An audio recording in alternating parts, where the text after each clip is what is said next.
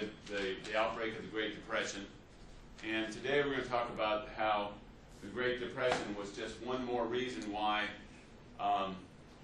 people around the world embraced states like the Soviet Union or Nazi Germany or Fascist Italy, because the general feeling around the world was that capitalism and liberal democracy were history had passed them by. They were on the wrong side of history. That history was moving in a new direction, and many people felt the future was in these new totalitarian states that were emerging.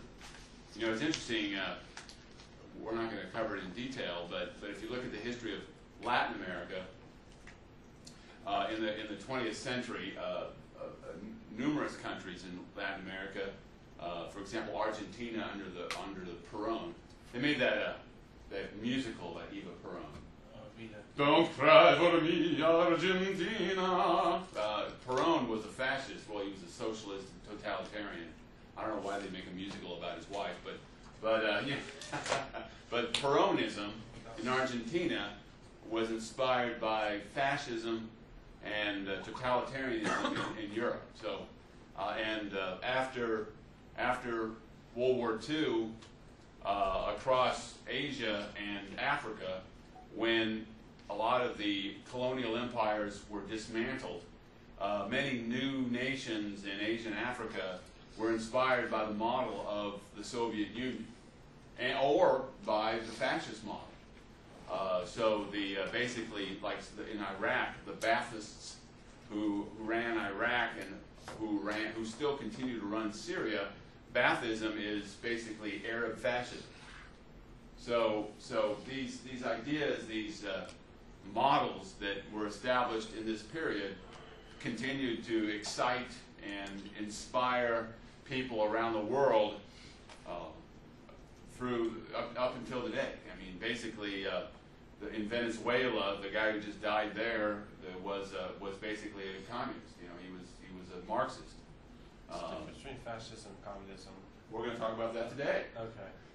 You have a question? No, I'm going to put the screen on for them. Oh yeah, let me just turn on the screen. You're absolutely right. Thank you.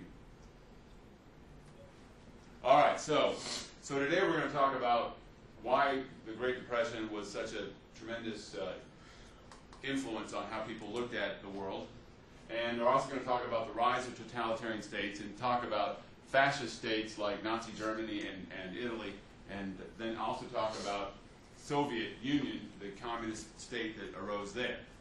Now, the rise of Nazi Germany in particular, and to a certain extent Imperial Japan in the 1930s, laid the groundwork for World War II. And the Soviet Union and its model of a totalitarian state was the basis for the Cold War that it continued to occur between the United States and the Soviet Union all the way up until the collapse of the Soviet Union in 1991. So the development of totalitarian states influenced the history of the 20th century till almost its very end. All right, so let's talk about the Great Depression first. You know, we talked about how the United States entered this Great Depression with the stock market crash in 1929. But this became a world depression because, as we discussed last time, the world, especially European nations, were very dependent upon an ongoing flow of American investment to keep their economy, their recovery on track. You know, these European nations were devastated by World War I, and it had been American investment in Germany, for example, that had spurred economic growth and revival in the 1920s. So when that spigot turned off, when the United States went into a financial collapse and money wasn't flowing from the United States, the result was that across Europe you had a financial collapse, beginning with the German banks, and then from there kind of hitting with a domino effect the rest of Europe. Just in 1931, for example, Great Britain didn't have any money. They went off the gold standard and they just started printing money, just printing paper money to cover the cost of running the government, and that when the Great Britain went off the gold standard, the British pound had been basically the standard monetary unit for international trade, well, since the 18th century. You know, it was a solid currency. And in the end, what happened was that the United States ended up buying up most of the world's gold reserves beginning in 1933.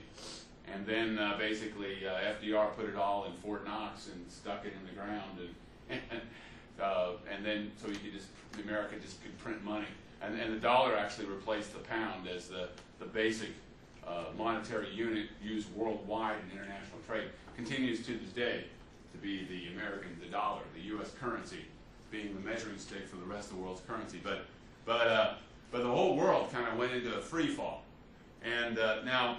In many parts of Europe, where you didn't have a long history of liberal governments and elections, what happened next was the rise of dictatorships. And a lot of times these dictatorships arose to oppose communist uprisings. There were a wave of communist uprisings across Eastern Europe, and even in Spain. In Spain in 1931, there was a revolution. The king at the time abdicated the throne, and the communists tried to seize power, and they were opposed by Spanish conservatives led by a man named Francisco Franco. Franco was a conservative in the old style. I mean, he didn't like democracy, but he didn't like communism. He represented the old Spanish aristocracy, and he was a military man.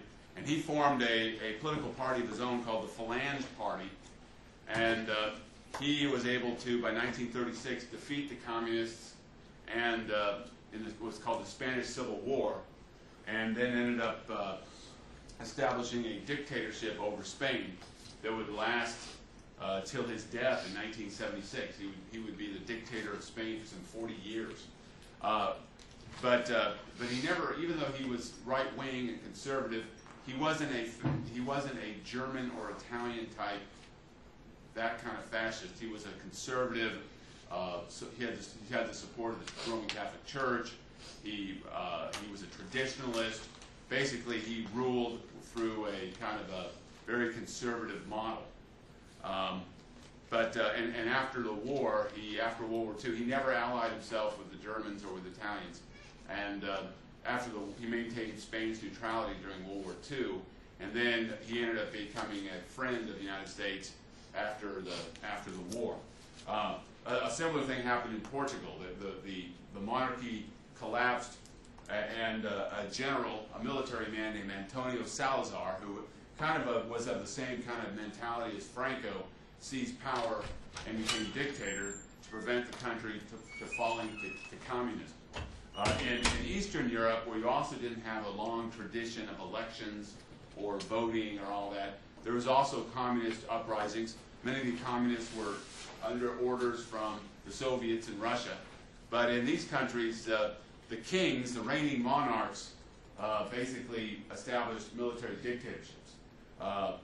Carol II in Romania by 1938, Boris III in Bulgaria by 1934, and Yugoslavia in 1929 under King Alexander. Now, interesting enough, these governments tended to be very conservative and anti-communist, and in the case of Romania and Bulgaria, they were Nazi allies. They fought on the side of Nazi Germany against Soviet Union, which they saw as the enemy in the supporting communist uprisings. So their support for Nazi Germany was not so much because they sympathized or supported Hitler's ideology, but because they saw Hitler as less of a threat to the regime as the Soviet Union. So we see the rise of these kind of right-wing dictatorships across Eastern Europe. Now, in countries like Great Britain and France and the United States, where you had a long tradition of liberal governments, of elections and representative government and constitutional rights, fortunately in those countries there was no dictatorship. But what we see happening is many of these countries made dramatic changes in their economy and political systems, and created what historians refer to as the corporate state or the welfare state. And this was done in all these countries, including the United States. And in the United States, it's associated with a historical movement called the New Deal. President Franklin Delano Roosevelt, or FDR, instituted, and the Democratic Party instituted a broad reform movement to change the government of the United States very dramatically, and to create in America the welfare state. And the same was true, and was going on in France and Great Britain. There was a British economist named John Maynard Keynes who was observing these things, and based on these trends, he wrote books that were very influential in how people viewed the economy. And the policy ideas of Keynes continued to influence policymakers up until the present. You know, basically, Barack Obama is a follower of Keynes. You know, if you look at what Obama's done as president of the United States and what Democrats have done, they are followers of Keynes. And now what the welfare state does is basically it tries to, it's what we call a mixed economy. It's a mixture of capitalism and socialism. That's where we get, so it's a mixture, and it allows for free markets to exist, but it uses the government's power to tax and to spend to try to alleviate some of the negative effects of, let's say, a market economy. You know, in a market economy, we know that it's often the case that the rich get richer and the poor get poorer. That's just a basic fact in a market economy, is that you're going to have inequality. Some people are going to do really well, some people are not going to do very well, and what a corporate welfare state tries to do is to try to alleviate that condition. And it does that through the power of the government to tax. So what you do is you tax the wealthy at a very high rate, and then you tax the wealthy, and then you use that money to redistribute wealth to the people who aren't doing as well, through job programs, through education, through cash payments, through medical care, and I don't know if you remember back when he first became president, the Democrats and President Obama pushed through what was called the stimulus bill. That's classic Keynesian economy, where you spend a lot of money, the government spends a lot of money with the idea that this is going to create jobs and put people back to work. That's the idea anyway. And it really goes back to this particular period when these new policies were put into effect. Like, just give you one example, and it's close to home. One of the ideas that FDR had in the New Deal was to create the CCC, the Civilian Conservation Corps. The idea was that young people, especially young men who were unemployed and couldn't find work, they could join the CCC, the Civilian Conservation Corps, and they would live in camps and be paid $30 a month, and they would be put to work working and building stuff, working like the Great Smoky Mountains. You know, this Great Smoky Mountain Park. A lot of the trails and a lot of the planting of the trees and all that was done by the CCC. I think the CCC built the stadium they just tore down in Johnson City, the Memorial Stadium. I think they built the Tennessee High Vikings too, Stone Castle. Was Stone Castle built by the CCC?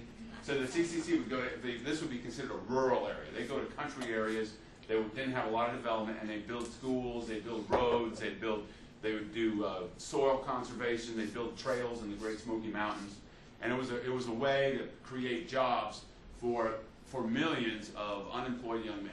Why can't we do that today? Because I'm sure somebody would sue them for doing that. Oh, well, you killed the endangered snail, so you know we have to stop this job right away. Anyway, they didn't care about endangered snails back in the 1930s. They just wanted to put people to work, you know. Well, anyway. Wasn't that also the time period when they set up the national park system and everything? Well, I think the Great Smoky Mountains were created by an act of President Roosevelt. He put into effect, and the Great Smoky Mountains used to be just a bunch of farmers and just very. What had happened is that the timber companies had come in there and just cleared all the trees.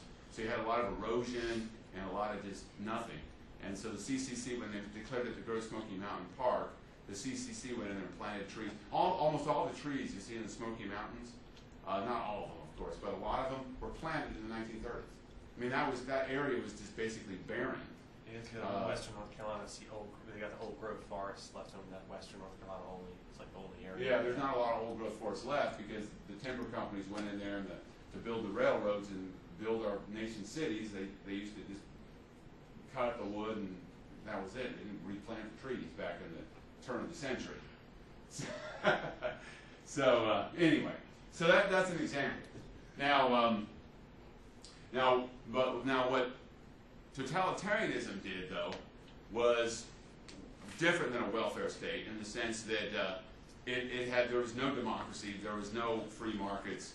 It was basically everything was under the direction and power of the state. That's why it's called totalitarianism, because under totalitarianism there is no individual freedom. There is no the individual means nothing. Basically, you are just a big cog in a greater wheel. So any pride you have is your pride in the collective. You don't take pride in what you do. You take pride in what the whole. What it's like the Borg in the Star Wars series. You know, you're part of a greater power, a greater Star Trek. Sorry, a greater good. You're part of that. Now, why would people think totalitarianism was such a great thing? Well, by after all the horrors of World War I, and especially with the Great Depression, there was a lot of skepticism. I spelled skeptic wrong, but anyway, it's with a C. I'm thinking of my Greek. But there's a lot of skepticism about liberalism, that maybe a lot of the ideals of the Enlightenment, like the belief in progress and science and all that, was just a bunch of hooey. It really wasn't true. And so there are a lot of intellectuals who were beginning to believe that very strongly that everything, their old values needed to be replaced, and that something new needed to develop and to grow and to expand. And a lot of people, a lot of young people especially, and intellectuals embraced ideas like futurism, the idea that everything in the past needed to be destroyed, and upon the ruins of the old, a whole new society needed to emerge, something new and different. And many young people and many people around the world were just very much intrigued and fascinated by communism, by what the Bolsheviks were doing in the former Russian Empire. Now, so let's talk about that first. That was number one totalitarian state we're going to discuss. Well, first of all, you got to remember that the Bolsheviks had to deal with an ongoing civil war. It's called the Reds were, of course, the Bolsheviks. The Whites were a very loose alliance of different groups of people, including people who supported the Tsar, people who supported liberal democracy. The Reds were very united, and they were very disciplined. The Whites, since they included such a diverse group of people, they were less united, and so they didn't. That was a reason for their ultimate defeat. But during the Russian Civil War, the Reds decided that the best way to crush their opponents was through what they called the terror. In 1918, Lenin created the Cheka. The Cheka was a police group whose job was to hunt down opponents of the Reds, and they were merciless. They would gather people up. Anybody who was a critic or suspected of being a critic or an opponent of the Reds, they were arrested, thrown into concentration camps, and executed. And the Cheka collected thousands of people, millions of people, and had them butchered. But the idea was to create such fear among their enemies that resistance would be futile. In other words, they wanted people to be so scared by the Cheka that they would just give up. Oh, the Cheka's going to come and kill my family. I got to give up. And then one thing that Cheka did was that the Reds realized they needed experienced military men. So what they would do is they would go to former Russian military officers and say, "We're going to kill your wife and children unless you fight for us and you serve us." And they would hold their children hostage until they did it. Now, you might think, why would Lenin, who's supposed to create this utopian world, why would he be willing to accept such drastic measures, such violent measures to achieve his goal? And Lenin would say, well, this is for the future of humanity. What we're doing, the people, he even said this at one point, I'm paraphrasing, people in later years will worship us as gods because of what we're doing today. So we have to kill, we have to murder, we have to destroy, because out of destruction will become a new world order. See what I'm saying? So they could justify any murder, any killing, any destruction, because they were doing it for the greater good. Because they were going to create a whole new world that was going to be better than anything that had existed before. So therefore, everything they did was justified. Murder, killing, deception, lies, everything, the end justifies the means. Now, the Reds created a very red army that was very effective. They drove back the Poles. They drove back the Finns. In fact, at one point, the Red Army, Lenin in 1920 had visions of the Red Army marching right through all the way to Western Europe because they were advancing on Poland. And it was only the fact that the French and the British threatened war at that point that the Red Army backed off and gave up their attempt to reconquer Poland. But also, another problem they were dealing with was massive uprisings. A lot of the peasants were very conservative. I mean, they liked getting land. I mean, they were given land, but a lot of them didn't like the fact that the church was under attack, that the churches were being shut down. Remember, the communists were atheists. They thought that all religion was evil. So they were shutting down churches, and they were killing priests, and a lot of the more conservative peasants didn't care for that too much. So there were peasant uprisings. And the Cossacks were very loyal to the Orthodox Church, and they rose up. And so the Red Army not only had to fight invaders like the Finns and the Poles, but they also had to deal with crushing these internal rebellions. But through just sheer force and a lot of violence, they were able to crush these uprisings. Now what Lenin did some things that were important in consolidating his position. He didn't rely just on brute military force to achieve his objectives. He was willing to come to some compromises. For example, in 1921, he issued his new economic policy, and this was an idea, a plan that he put into effect that really calmed down the peasant uprisings. Basically, the new economic policy said that peasants could own their own land and they could buy and sell their goods in the marketplace. So he was allowing the peasants to basically be capitalists. They could own their own land, they could buy and sell in the marketplace, and the peasants loved it because they had their own. Now each little peasant family had their own little farm, and they could go and trade their horses and their cattle and their farm goods in the local market. And the communist government wasn't going to touch that; was going to allow them to do that. So this turned out to be a very important. He didn't believe in private ownership, but he made this concession because he wanted things to calm down. He wanted the peasants to be happy, so they wouldn't be, revolting. And then another thing he did was that he was able to keep the old Russian Empire together because he reached out to all the different nationalities. You've got to remember that the Russian Empire included Ukrainians, Russians, Georgians, all these different Muslim peoples, Tartars, all these different groups of people. And what Lenin did is he said, you're all going to be part of this system as long as you're communists.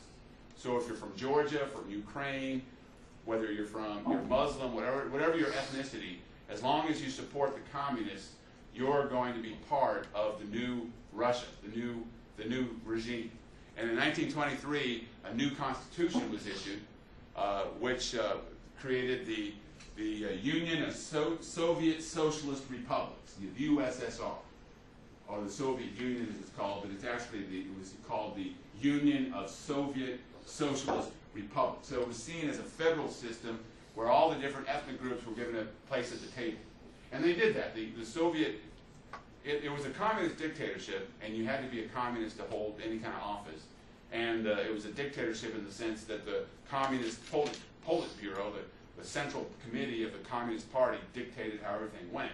But they were open to people from all over the Russian Empire. So you didn't have to be just ethnically Russian to be a part of the governing system. In fact, in the history of the Soviet Union, two of its dictators were not Russian. Khrushchev was from the Ukraine, and Joseph Stalin was from Georgia. American Georgia, but Russian Georgia. So the Soviet Union, Lenin was good to his promise to include all peoples. So the old Russian Empire of the Tsars was preserved, but now no longer an empire, but a collection of republics that were all dominated by a single party, the old Bolshevik Party or the Communist Party. Now, Lenin died in 1923, and for a couple of years there was a big political battle within the Politburo. This would be like the Central Committee of the Communist Party. And eventually a man by the name of Joseph Stalin, you see his picture there, he was able to, through the political process, and it wasn't like they had elections, it was all like, you know, conniving and horse trading and, hey, I'll scratch you back if you scratch my back. He was able to convince enough fellow leaders of the Communist Party, he was able to convince them that he was correct, to follow him. Now, Leon Trotsky, who had been the right-hand man of Lenin, in the end, he was the one who had to go into exile. And Joseph Stalin, one of the reasons for his success was because of his supreme confidence. The guy believed that he was God. Basically, he said, whatever I believe is true because I am in tune with the history of humanity. I am the future of humanity. I am Joseph Stalin. I am the new man. The world will worship me because I am creating a whole new world order. I mean, he believed that. And people were like, oh man, this guy believes it, man. Whatever he does. And Trotsky even said, well, you know, if the party goes that way, that's the future of humanity. I'm not going to get in the way of it. So Trotsky kind of went into exile thinking, well, you know, Stalin runs the show. You know, I don't want to get in the way of history. You know, this communism is the history of the world. That's the future. I don't want to be a hindrance. And then, you know, Stalin ordered his execution some years later, had him killed in Mexico in 1940. Anyway, so eventually Joseph Stalin was calling the shots, and he had big plans. Now, see, one of the reasons why Trotsky and Lenin had disagreed with each other is because Trotsky wanted, his vision was for the Soviet Union to inspire communist revolutions around the world. Stalin very strongly believed what the Soviet Union needed to do was to strengthen its industrial power and become a big military power, and then use Russian military might and economic might by military action to spread communism. So it was just a different, they both were communists, it was just a difference of opinion about how to successfully implement world communist revolution. But Joseph Stalin believed very strongly in this idea of creating a very strong industrialized Soviet Union. So in 1929, now that he was calling the shots, he put into effect this policy. It was called the 5-year plan. The 5-year plan was to rapidly industrialize Russia, to make Russia into an industrial powerhouse, producing steel and coal mines and steel and manufacturing on a large scale. Because he realized that having a large industrial base was the secret to having a large and powerful military, because you need to have steel plants to produce tanks and guns to be a big military power. And now one of his big plans was what he called collectivization. The idea was that he needed to take all these peasants and get them off the farm and get them into the factories, working in the factories. So he wanted to collectivize all the farm. He wanted to end individual ownership. Remember, the peasants had just got their ownership in the new economic policy of Lenin. Now the peasants were told, you can't own property anymore. We're going to collectivize all your farms, and nobody's going to own farms anymore. You're all going to work on these collective farms. And now a lot of peasants weren't too happy with that, especially in the Ukraine. Ukraine was very rich agriculturally, a lot of good farmland, and a lot of the peasants there were doing quite well for themselves, and they did not want to give up their individual family farms. So the result was that there were massive uprisings across, especially the Ukraine, and so Stalin decided he needed to take care of it. So his way of taking care of it was to send in the Cheka, and basically thousands upon thousands of Ukrainian peasants. Any Ukrainian peasant or any peasant who was opposed to collectivization was called a kulak. And Joseph Stalin would even say, these kulaks, they're dogs. They're not even human. They're less than human. They're like monsters. They need to be destroyed because they are opposing the future. They need to be destroyed. destroy. They need to be eliminated. They're the equivalent of the devil, trying to destroy humanity. So we need to go in there and kick those kulaks out. So he put in this situation. And basically what happened was that some people believed in Ukraine is what you had was a human-caused famine. Basically, in the Ukraine, it's estimated, the lower end estimate says that 4 million people died. The higher end put it at 15 million. These were people who were, to this day, Russia denies that they caused the famine. They said it was a natural disaster. But many historians believe that in order to punish the Ukraine and punish the kulaks, that the Soviet Union implemented this program to basically create a famine to punish the people who were opposing collectivization. Because Russia's always been so open about everything. They'd admit if it was them. Right? That's right. That's right. But you know, the funny thing about the Soviet Union, though, is that when Stalin, in his heyday, in 1934, when the first 5-year plan results were put forward, the Soviet Union produced all these statistics that they had so many factories had been produced. And it was pretty amazing because remember they had lost a third of their railroads and a third of their factories because of the Treaty of Brest-Litovsk. And basically by 1934, in just 5 years, they had got to the point where they were back to where they had been before World War I. So it was a pretty Herculean effort. It was pretty amazing that by this sheer will, they were able to create factories out where no factories existed before. But at what cost? You know what I'm saying? A lot of people died, but they did create lots of factories. And there were people from the New York Times and going to Russia and saying, Russia is the future of the world. In Russia, everybody has a job. Everybody has a job in Russia.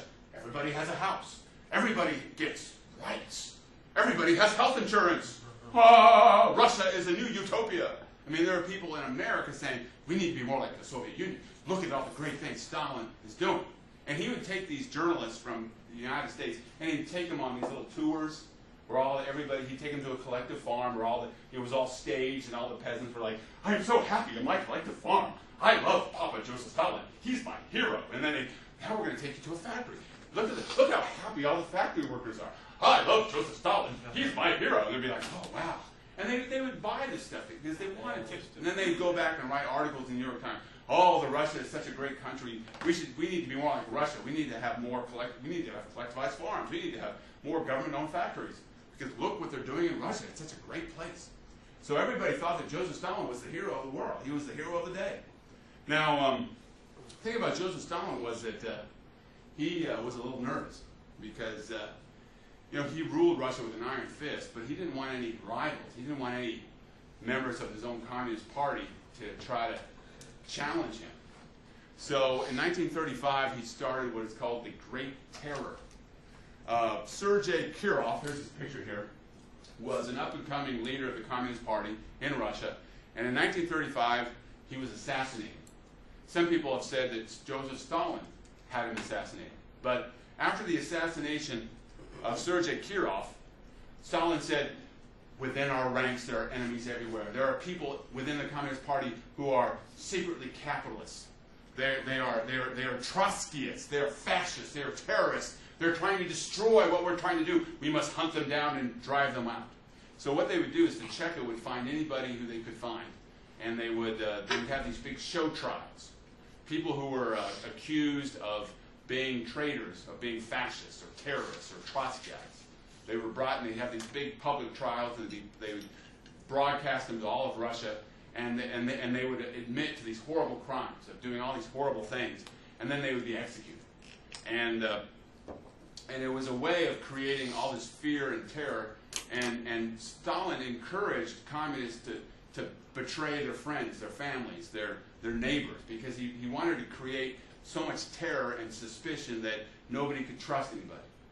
So that the idea was that the only person that anybody would trust was Joseph Stalin. And so it's estimated that during this Great Terror between 1935 and 1938, that some 1.5 to 2 million people were executed. That's just an estimate. Placed in camps, mass executed, killed, and many of them were critics or potential critics or opponents of Joseph Stalin. So he was very good at holding on to power. Now, ironically, what he did in the process was that he was very afraid of the Red Army. So, because he didn't want any kind of generals that might oppose him. So, a lot of the people who were killed in the Great Terror were experienced military men. So, when the Nazis invaded Germany in 1941, Russia's Red Army was completely deprived of any kind of military leadership, and that's one reason why they were so easily crushed in the early years of the war. So basically, by instituting the Great Terror, I mean, he didn't know it at the time, but he was basically kind of undercutting his own military and laying the groundwork for the mass deaths that were caused when the Nazis invaded Russia after 1941. It's also why Finland really killed a lot of them too, right? What? The Finland really got a good. Well, he did invade Finland in 1940, and they lost. Yeah, they got their butt kicked by the Finns. All right, so let's talk about an opposite. We talked about Soviet totalitarianism and the Soviet Union, what they were trying to do. Let's talk about now, a lot of times fascists are opposed, seen as the opposite of communists, and they are the opposite in some ways, but in many ways they're the same. They're both totalitarian states. But let's begin with Benito Mussolini. Benito Mussolini began, right here, on the right, on the left you can see him. There it is. Benito, oh, that doesn't work. Oh, no. Well, Benito, he had been a socialist like Lenin as a young man, but then during World War I, he fought in the Italian army, and he distinguished himself in the Italian army. And so when the war was over, he was a very ardent Italian nationalist. Now, the difference between the system of the political philosophy of Mussolini, fascism, and Soviet communism is that, remember, communism is about world revolution. We're going to create this kind of utopian world where there is no classes and everybody's going to be equal. But fascism is about one nation, one people achieving greatness and dominating the world. So it's still collectivism, it's still totalitarianism, but the focus is on one nation achieving greatness at the expense of others. So in communism, the enemy, of course, is the bourgeoisie and the capitalists. They must be destroyed. In a fascist state, the enemy is everybody who's not you, everybody who's not your nation. So Benito Mussolini, he came out of World War I loving Italy, and he wanted to unite all the people of Italy and unite all Italians. He wanted all Italians to be equal, but he wanted to create, his vision was to create an Italian empire where the sun would never set, a great Italian nation. He wanted to resurrect the Roman Empire. And that's why when he organized his party, now his party was made up of a lot of union guys, working class guys. And he organized them into the first fascist party in 1919. And he adopted the fascist because the fasces was a symbol of the Roman Empire, of the authority of the Roman state. So he adopted that as the new emblem of his new empire, because he was trying to resurrect the Roman Empire, the power of the Caesars. So now in 1919, the fascists gained a lot of support because anybody who didn't want to be taken over by the communists, because there was a communist revolution going on in Italy, supported the fascists. Because, but Mussolini, he didn't want to take over. He portrayed himself as a champion of the little guy, you know, and that included store owners and small farmers, and you know, he didn't want to see collectivization like they did with Stalin. Instead, he saw himself as a champion of the common man. So store owners and small farmers, they loved this guy because they were afraid of the communists. So he did have widespread support from the people. He envisioned himself as the Duce, which means the great leader. He was the leader of the Duce. He was the great leader of the Italian nation who spoke for them as the people. Now, the fascist party, he followed the example of what the Reds had done in the Soviet Union, and he created his own paramilitary. Remember, you had the Red Guards in Russia. He created the black shirts because they wore black. black shirts. And they were a paramilitary group. They were used to kind of intimidate and scare off their opponents. The black shirts would often do battle with the Red Brigades in the streets of Italy. They would do street fights with the communists. Well, in 1922, Benito Mussolini wanted to seize power, so he organized the black shirts and the fascists to organize these mass protests, and thousands of them to march on Rome. And their demand in 1922 was that the King of Italy, Victor Emmanuel III, make Benito Mussolini the premier, the chancellor, the prime minister of all of Italy. And Victor Emmanuel III was a little scared by all the black shirts in the streets and all the uprisings, so he made Mussolini prime minister in 1922. But you see, once he was in power, he could use his black shirts and the police to basically eliminate all the political opponents. So Italy, in the years after Mussolini came to power, Italy became a one-party state. The only party allowed was the fascist party.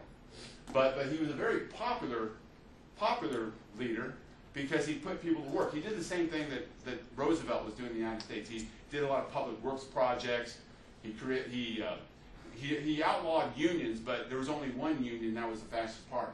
But he did do a lot for workers. He improved working standards. He raised wages for working people, and he did this basically because he used the power of the state to redistribute wealth. But he wasn't completely eliminating private ownership, but he was taxing the wealthy to create jobs programs and help working people. And he was very popular and at the time. He also spent a lot of money on rebuilding and strengthening Italians' armed forces. Because, see, one of his propaganda moves was to say that he was going to recreate the Roman Empire. And he would say, look, we got screwed after World War I. We fought and we died with the hopes that we were going to be given all these rewards when the war was over, and Italy got nothing. So the liberal democracies of Great Britain and France, liberal democracy, they cheated Italy of its place in the sun. So what he promised Italy was, as Italians, we are going to become a great empire, and we are going to, through our fascist political party, by everybody sacrificing for the good of the whole, sacrificing for the good of the nation, we are going to create a beautiful and powerful Italy that will be the wonder of the world. So the idea was, your individual liberty means nothing. What's important is bringing glory to Italy. And he built up his armies, and he was guilty of some military operations. For example, in 1936, Italian forces got revenge for their earlier loss at Adawa in 1886, and Ethiopia was conquered by Italian forces in 1936. In 1938, he crossed the Adriatic and annexed Albania to Italy. So it was a very aggressive Italy. Now, the guy Adolf Hitler, was in many ways, you can see him over there, he wasn't very original. In a lot of ways, he was inspired by the example of Mussolini. In fact, Hitler even saw Mussolini as kind of his mentor and his friend. And Italy and Germany were actually allies during World War II. But you see, the National Socialist German Workers' Party, or the Nazi Party, was organized around the same time as the Fascist Party in Italy. And just like Mussolini was the Duce, or leader of the fascists, Hitler became the leader of the Nazi Party, and he was known as the Führer. Führer is like the German word for leader. So, he couldn't even be original. He had to borrow from Mussolini, And so in 1923, what had happened was that Germany was just collapsing. You had the French had occupied the Ruhr. The country was in a state of economic collapse.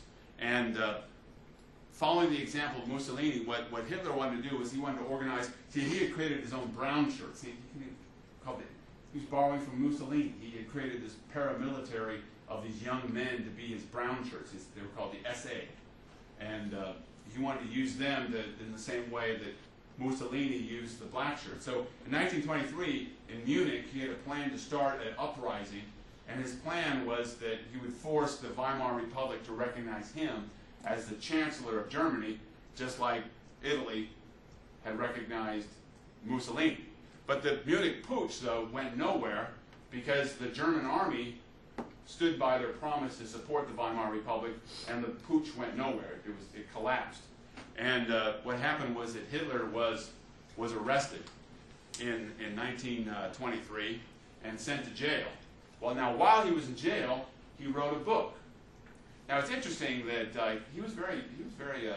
this was an innovative part of Hitler, because every politician now, whenever they're going to run for office, writes a book now.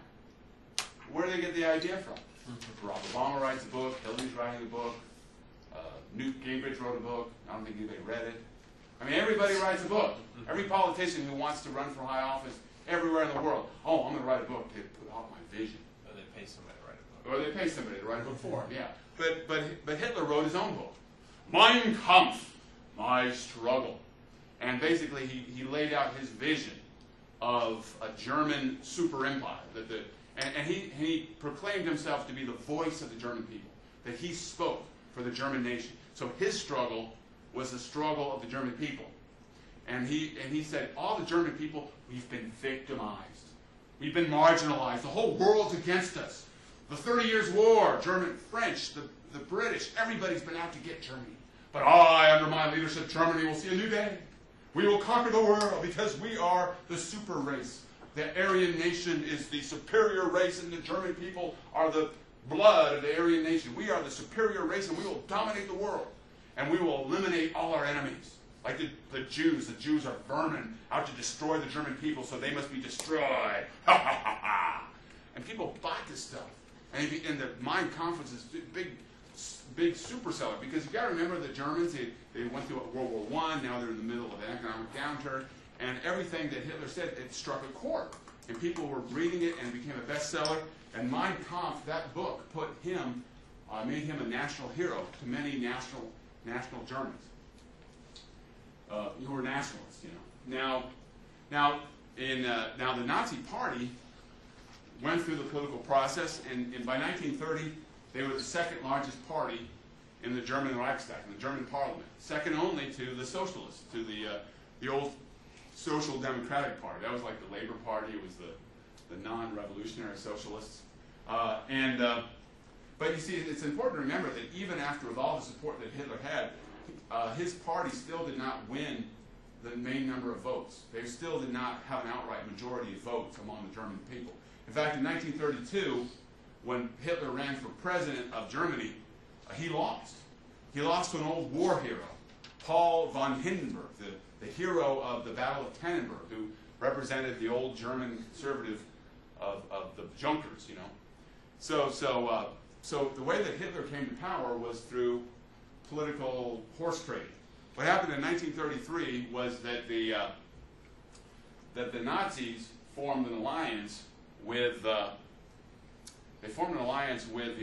very small party, but it represented the old conservative party of the Prussian Junkers. You know, by conservative I mean people who believed like the French Revolution was a mistake. You know, people who were aristocrats. But they were a very small party, but they had the support of President Hindenburg because he was a Junker. He was a conservative. And these conservatives, they could not stand Hitler, they could not stand the Nazis, but they saw them as a group of people that might rebuild the German military and restore German greatness. So these conservatives formed an alliance with Hitler, and with the President Hindenburg's blessing, he was made Chancellor or Prime Minister of Germany in 1933. So he was made basically Chief Executive of Germany in 1933. See, but this is where he got his chance. You see, in 1933, right after he became Chancellor, this Dutch communist, who probably was crazy, burned down the Reichstag. Now, some people used to think that Hitler engineered the burning of the Reichstag so he had an excuse to declare a state of emergency, but it now seems clear that he was just extremely lucky that this crazy communist guy burned the Reichstag. So when the Reichstag burned down, Hitler said, "Oh, the communists are on the doorstep. Time to declare a state of emergency." So then he went through and he started arresting everybody who opposed him. So anybody who was a social democrat or a liberal or anybody who opposed the Nazis, they just all went into hiding or were arrested or went into exile. And so basically, by 1934, Hitler and the Nazi Party, they were the only ones in power.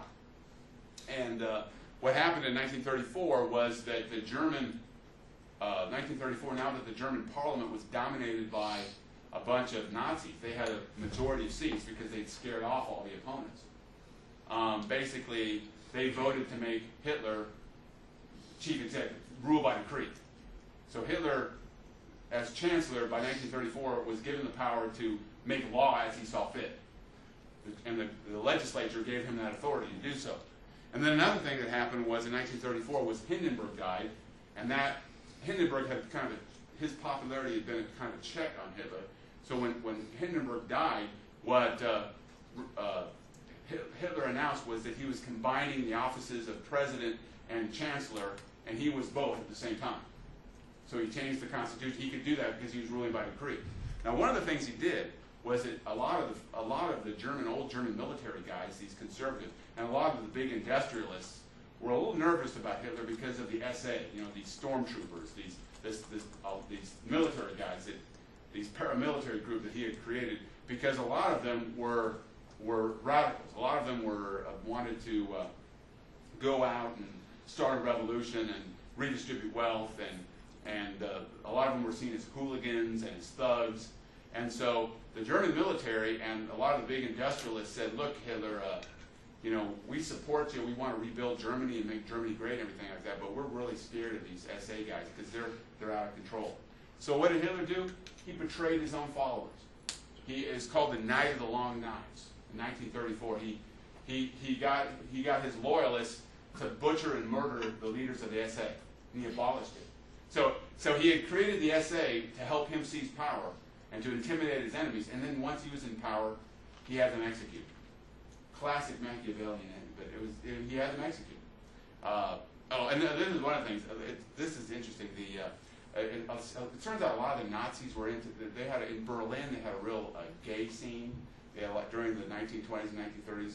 They had a lot of gay sadomasochistic parties going on there, and a lot of the Nazis were into that. And it turns out that a lot of the SA guys, when they weren't out, intimidating Jews and hurting people, they would go and have gay sex and sadomasochistic parties and all that. And so he used that as an excuse. These people are disgusting. They're a bunch of perverts, so let's kill them all. I was going to say, weren't homosexuals one of the groups that he kind exactly because they weren't producing children. Yeah, because he wanted to the Aryan nation was going to grow in power and all that stuff. So homosexuals, they weren't having babies, so that was bad, right? So they needed to eliminate them. But a lot of the that helped him secure power because it won him the support of key industrialists. A lot of these factories, these big companies that have own and operate companies in the United States, they all were friends of the Nazis. The Siemens company, you heard of Siemens? They worked with the Nazis. A lot of the big corporations after World War II, those companies never got punished. They had cooperated to work with the Nazis. They supported Hitler, and after World War II, the United States and the Allies decided, well, we don't want to punish you. And they go, we couldn't help ourselves. He had the control. We were helpless. So none of them got punished. So all the industrialists got off scot-free. But they supported him because he, in 1934, got rid of anybody that might be a threat to them. And he won the support of the army, and by 1934, he had consolidated his position as dictator of Germany. All right, well, I'm going to take a quick break, and then we'll talk about World War II, and then we'll be done. We'll at least get to World War II. I promise you that. We're going to get there. We'll end with the nuclear bomb going on. Yeah.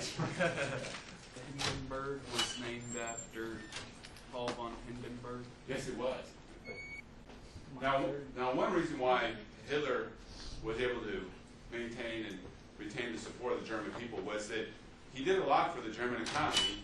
That was the perception anyway. For example, he did the same thing that a lot of European countries are doing at the time, and the United States, that is spending a lot of money, using government spending to try to stimulate the economy. He raised workers' wages. One way in which he created a lot of jobs was by rebuilding the German military. He also claimed that he wanted Germans to enjoy consumer goods and material wealth, and so one of his ideas was that he wanted every German to have their own car. He invented the freeway. He had this vision of everybody having their own car and having these they call them autobahns, these freeways to connect all of German cities so people could get from one place to another very easily and quickly. So he built all these interstates, we would call them interstates. That's where we got the idea. And he created a company to mass produce a car cheaply so that everybody could have their own car. It's called the People's Wagon, the Volkswagen. The Volkswagen Corporation was created by the Nazis. For a lot of times, a lot of Jews went and buy Volkswagens because of the association of the Volkswagen with Nazi Germany. So next time you see all these, a Volkswagen with like Herbie the Love Bug, think of, hey, Hitler designed that vehicle. But anyway, so he did, that's why people could say, well, look what Hitler's doing in Germany. Or these people have jobs, everybody's got health care, everybody's got a house, he's making it so everybody can have their own car. This guy's a genius. He's doing great things for Germany. And people would say, yeah, that must be a superior system because everybody's got health care, everybody's got a job, everybody's got a car, everybody's got a house, the state takes care of everybody. All they have to do is worship Hitler as their God and everything's great. Isn't that wonderful? We need to have that here. I mean, that's what people were thinking. All right. Now, but the thing about Hitler and Mein Kampf, when he wrote Mein Kampf, one of his visions was to establish German domination of the world. You had to basically defeat the British and the French and to establish German domination of all of Europe. He also pledged to completely destroy the Soviet Union and kill off the Slav people as an inferior race.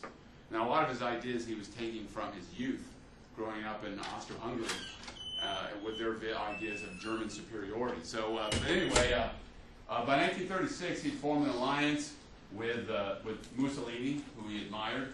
Mussolini wasn't nearly the suicidal mass psychotic killer that Hitler was. His idea of intimidating people. Just to give you an idea of the differences here. When the Italian fascists wanted to intimidate a guy, they would kidnap him, throw him in the back of a car, and drive around till he threw up, and say, "You're going to vote our way." With the Nazis, they just take you and cut your head off and torture you to death. See, that's the difference between an Italian fascist, which is, hey, we're going to rough you up a bit to get us to go our way, and the Nazis who are like, we're going to completely torture and kill you till you do it, to eliminate opposition. So there was a degree of brutality between Mussolini and Hitler. Not to say that Mussolini was a saint, for God forbid, he wasn't. He was a brutal guy, but not nearly on the same level as Adolf Hitler. Now, in 1936, for example, both Italy and Germany supported Franco in his effort to crush the communists. So that should have been a sign right there that the new governments of Italy and Germany were expansionist and interested in expanding their influence. But the British and the French took no notice. They didn't want to believe that they were on the road to war. And then in 1936, in violation of the Versailles Treaty, Hitler occupied the Rhineland. So already by 1936, Hitler was showing his colors. He was saying, I'm going to rip up the Versailles Treaty. I promised I would, and now I'm doing it. But British and the French, they took no action. They didn't want to. They didn't want to believe that there was going to be a war. They didn't want to fight a war. So he took over the Rhineland, and Great Britain and France did nothing. And then in 1938, he sent German troops, and they occupied Austria. He called it the Anschluss. He said, I am uniting Austria with the German nation. And, ever see The Sound of Music? That takes place in the backdrop of the Anschluss. So he did that. And then in 1938, he announced, well, there's these, in the Sudetenland of Czechoslovakia, there's all these 1 million ethnic Germans. I want to unite them with their fellow Germans in the Sudetenland. And what happened was that the British Prime Minister, Neville Chamberlain, and the French said, well, we don't want a war, so we're going to give you the Sudetenland. It's called the Munich Agreement. Basically, Neville Chamberlain called it appeasement. Neville Chamberlain believed that if they just gave Hitler what he wanted, then they could avoid a big war. And he was thinking, see, when people pointed out to him, well, Hitler in Mein Kampf said that he was going to completely destroy France and dominate Germany, dominate the world, so maybe we should be a little scared of this guy. And Neville Chamberlain would respond, well, he wrote that when he was young. He's changed, obviously, because, that was his crazy talk. So obviously, he just believed, he could not believe that Hitler was a nut job. He just believed, oh, well, obviously he's going to be reasonable. So if we just make these concessions to him, then everything's going to be fine. But he was wrong, of course. And basically, instead of just taking over the Sudetenland, Nazi forces occupied all of Czechoslovakia by the close of 1938. And then in 1939, what he did was that he decided it was time to attack Poland, to reunite the Germans of Poland with the rest of Germany. But he didn't want to fight a two-front war. He knew that at some point the Germans, the British, and the French were going to say no. So what he did is he didn't want to fight a two-front war, so he made a non-aggression pact with Russia. And so Stalin and Hitler were actually partying together. They said, okay, we don't want to fight each other. And Stalin knew that Hitler didn't like him, so he just saw it as a stalling, as a way of stalling future Nazi aggression. So once he made what Stalin and what Hitler agreed to do was they agreed to divide Poland between them. Now this is it. This is scary. When Stalin took over his part of Poland, he ordered all the Polish leaders to be executed. And later on, he told everybody that the Nazis did it. And that was believed for years. But when the Cold War ended and people could go into Russia and look at the archives, it was revealed that Stalin had ordered all the people to be killed, and he had blamed it on the Nazis. Stalin was as bad as Hitler. He was a ruthless guy. But anyway, so once he had cleared up the situation with Russia, and they had reached an agreement and divided up Poland between them, that's when he invaded Poland in 1939. And Great Britain and France finally realized that there was no appeasing Hitler at that point. So when Nazi forces invaded Poland in the summer of 1939, that marked the beginning of the European aspect of World War II. Now, Hitler had great success with his Blitzkrieg, this new rapid style of warfare, and German armies occupied France. They occupied most of Western Europe, and they launched a major air attack against Great Britain. By 1940, 1941, Great Britain was the only nation left fighting against Nazi Germany. That's when Winston Churchill referred to it as Great Britain's finest hour, when they were standing alone against the Nazi Germany. But then Hitler made a mistake in 1941. He figured, he made a lot of mistakes. This is one of them. But he made this idea. He said, well, Great Britain's on its knees. We got this air attack. We're bombing their cities. Eventually, they're going to surrender. So now it's the time to hit the Soviet Union. So, because that was part of his grand strategy, was to eliminate all the Slavic peoples and wipe them off the face of the earth. So he decided to march his armies against the Soviet Union in 1941, and that involved a major battle, with Russian and German forces fighting each other. And the Russians actually really got slaughtered at the beginning of the war because Stalin had done a lot to basically destroy his own army, undercut his own army during the Great Terror. So at first the Nazis enjoyed great success, and they occupied most of European Russia by December of 1941. But guess what got to them? Same thing that got Napoleon. What got Napoleon? Winter. And see, Hitler and his high command, they thought the war was going to be over like this, boom, boom, boom, and they hadn't even packed winter clothes. So when they had this terrible winter in December of 1941, you had German troops who were like lightly dressed, and it's 10 below zero. So that terrible Russian winter of 1941 basically saved the Soviet Union from complete collapse. And that gave Stalin the time. See, he had transferred all of his armaments factories to Siberia and was using slave labor to work on these factories. And so he was slowly building up his military forces. And that winter gave him the time he needed to rebuild his military and his armaments so he could come racing back against the Nazis. All right, now, real quickly here, World War II is really 2 wars in one. You get 2 for the price of 1. It was also a war. It was not only a war that was a war between European powers. It was a war in the Pacific. And really, the only reason the United States got involved was because of the war in the Pacific that allowed us to get involved in the European theater as well.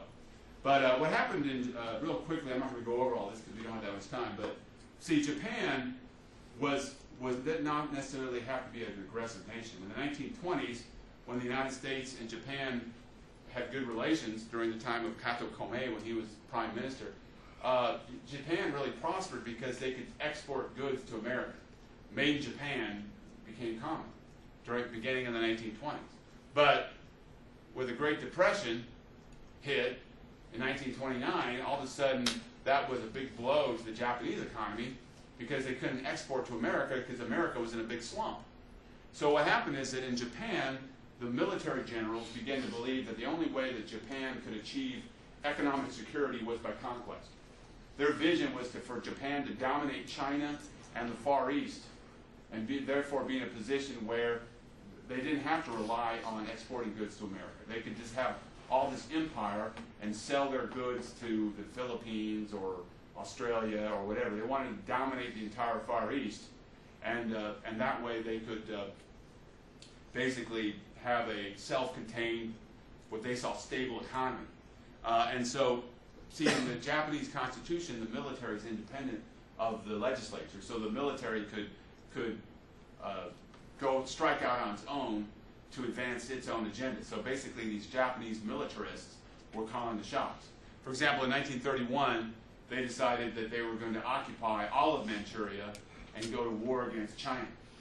And it turned out that China was really divided at this time. And real quickly here, when the Manchu dynasty finally collapsed, what happened was that, I'm not going to go over all this stuff, but what happened was that the military, all these warlords that had been part of the old Manchu dynasty, they kind of carved out their own little private kingdoms all across China.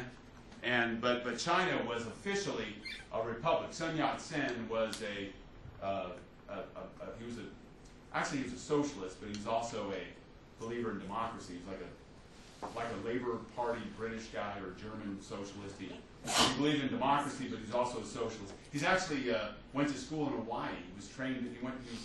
He was educated by Methodist missionaries in Hawaii.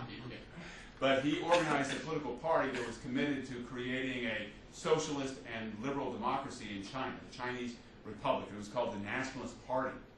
And but what had happened was that when the Communist Revolution broke out in Russia, there were Chinese communists led by a man by the name of Mao Zedong, or Mao Zedong.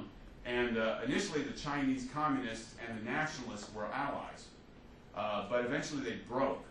And so what happened is that by the 1930s you had a situation where in China there was an ongoing civil war between the communists and the nationalists, and also between all these different warlords that had seized power in different parts of China. So China was very weak and divided at this time, and the Japanese militarists saw this as their time to strike. And so their goal was to basically occupy as much as they could of China and to turn China into like Greater Japan. In fact, in 1937, Japanese forces attacked Nanking, and it was awful because the Japanese had adopted some of the racial ideas of the Nazis, and the Japanese kind of came to believe that they were a superior race. And so one of the ways they did it, and this is kind of gross, so excuse me ladies, was by mass rape. See, they thought if they just impregnated all these like women, that they would give birth to superior Japanese babies. So they had this program of planned mass rape. Like in Nanking, like 50,000, 30,000, something like that, women were raped by Japanese soldiers. It's kind of sick, you know, and that's why there's a lot of resentment against the Japanese in China and the Philippines, Indonesia, because everywhere they went, Japanese soldiers, we're the superior race, our seed is superior, we must impregnate the women, you know. And they did. You know, their mass rape was just what they did. But anyway, so now eventually what happened is Japan formed an alliance with Nazi Germany, not because they liked Nazi Germany, but because they saw the Soviet Union as a threat to their expansion in the Far East. But, you see, when the Soviet Union and Nazi Germany went to war with each other, see, that's what the Japanese saw an opportunity to strike out against the United States. They didn't have to worry about the Soviet Union because they were fighting the Nazis. So that's in 1941. That's why Japan launched their major attack at Pearl Harbor against the United States, because they basically said, oh, well, now we don't have to worry about the Soviet Union. Now we can destroy the United States and become the great power in the Far East. And so they attacked Pearl Harbor in 1941. Now, Hitler, when he saw that Japan and the United States were at war with each other, he knew that the United States and Great Britain had strong social, cultural ties to each other. So in his view, he knew it was just a matter of time before Great Britain and the United States became allies. So what Hitler did when he heard about Pearl Harbor was that he went ahead and declared war on us, which was another mistake. So now the United States was fighting two wars in one. People don't realize that World War II was really two different wars, two different conflicts.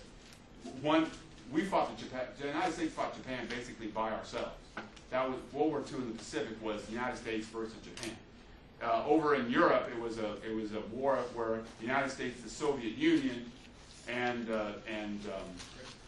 Great Britain all fought together. Russia kind of fought by itself, and the United States and Great Britain worked together against the Nazis. But eventually, you know the story. Who won? Do I have to go over that? The United States won, right? And one thing that's important to remember is that everybody thinks that the United States is, well, it is a wonderful country. I love to be here. But one reason why we were so dominant in the decades after World War II, because everybody else was destroyed. People always say, remember the good old days when America was so great in the 1950s and 1960s? We were so awesome. We had a great economy. Well, of course we did. The whole rest of the world was destroyed. We were the only ones left standing. Our country, we didn't have Japanese soldiers raping our women. We didn't have Nazis bombing our cities. We didn't have mass destruction. We didn't have genocide going on in the United States. So we came out of the war looking pretty good. And that's one reason why we were such a dominant power in the world in the years following the World War II. And of course, then you had the battle between the Soviet Union and the United States. But anyway, we ran out of time, but I did get you guys to World War II. Your conference is scheduled to end in 2 minutes. There we go. So I'll see you all for the final, and we will. That's it. We're done.